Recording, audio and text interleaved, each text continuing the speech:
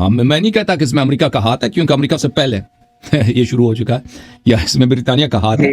जी, मैं वो नहीं चीज़ें नहीं कहता। वो जाहिल मौलवी होता है ना, वो कुम नजफ के, वो हर चीज़ के पीछे कहते हैं इसमें इसराइल का हाथ है, अमेरिका का हाथ है। जो भी चीज़ इनको अच्छा ना लगे कहते हैं अमेरिका की जानिब से, वो उनकी बेवकूफ़ी है। लेकिन ये क्या है, ये असल वजह यही है, मैं आपको बता रहा हूँ कि ये जो एक शैतानी फ़ैल है जो जमात उमरिया से ये सरायत कर गई हमारे दरमियान, ठीक है ना।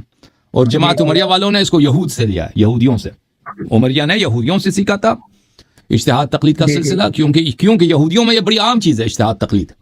उनकी फ़िक़्ह है, तलमूद में आज भी उनके उलमा बड़े। अब अगर आप देखें हमारे जो मैं आपको एक बात बताऊं, ये असल इरफान भी यहूदियों का इल्म है, असल इरफान भी।